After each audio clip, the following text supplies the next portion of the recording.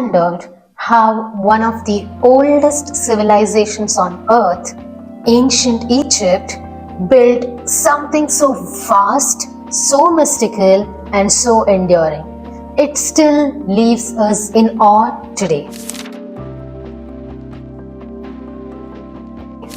It wasn't just bricks and gold, it was a way of life, a commitment to mat, balance, order, truth, and to something we often struggle with today, which is discipline. But not discipline like punishment or hustle culture. This was discipline as a path to enlightenment. Let's talk about what the Egyptians knew and how it can still reshape the way we live, work, and grow today. Mat, the foundation of sacred order.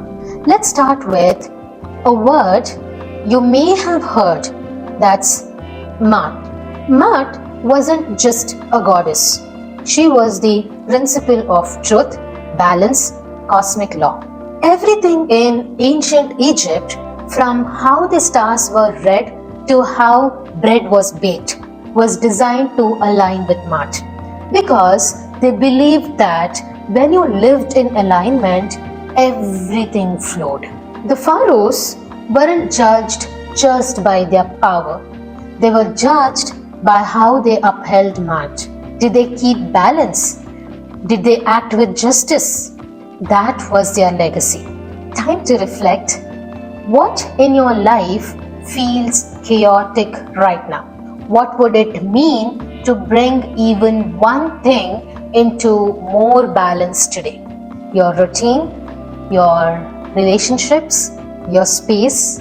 What is it? Ask yourself. The Egyptians' day began before the sun rose. Discipline wasn't something Egyptians crammed in. It was woven into their rhythm. Priests, scribes, and healers began their day before sunrise, not out of pressure, but out of devotion. They believed the early morning held the cleanest energy, when the world was still and the gods were most present. There's evidence of structured prayers and rituals, body purification with sacred oils, and mindful silence before speaking. All this before the sun even appeared. Try this. You don't have to wake up at 4 a.m., but what if you gave yourself 10 minutes of sacred stillness in the morning? No phone, no noise, just presence. Mastery was a sacred duty. In Egypt, to master something, whether it was art, medicine, architecture, or even farming, was considered a spiritual path. You weren't just making things, you were becoming something. So beautiful. The scribes of Egypt, some of the most respected members of society, would begin training as young children. Hours of practice, copying, memorizing symbols. Their reward, respect, stability, and inner clarity. There's an old Egyptian phrase, to know yourself is the beginning of wisdom. Discipline wasn't about impressing others. It was about refining your soul through your craft. Let me tell you a short story. The scribe Ani, whose Book of the Dead is still studied today, was meticulous in how he recorded sacred texts. Not just to get the words right, but to transmit their energy. He believed this act of writing was a form of spiritual embodiment. Now, ask yourself, what's one thing in your life you want to master?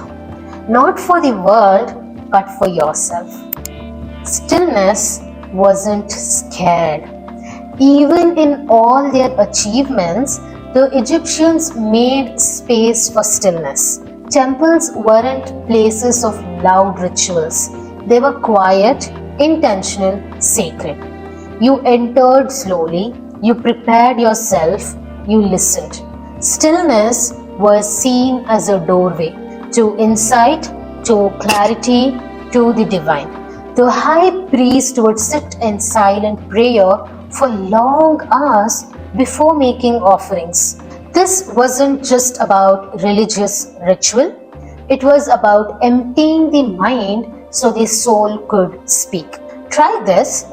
Sit for 5 minutes today in silence. Just breathe. Not to meditate perfectly, but to honor that space is just as powerful as action. Death was a reminder to live right. In Western culture, we avoid talking about death. But the Egyptians, they built entire philosophies around it. Not to fear it, but to use it.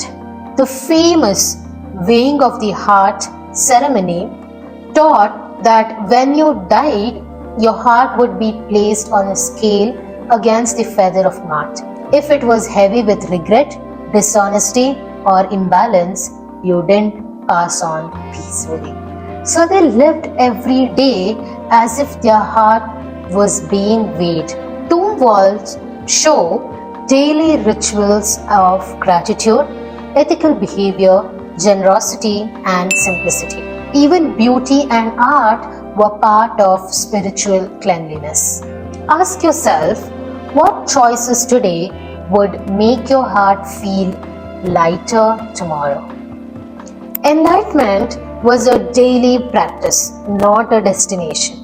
Here's the thing, Egyptians didn't think enlightenment was some mystical end goal for monks in the mountains.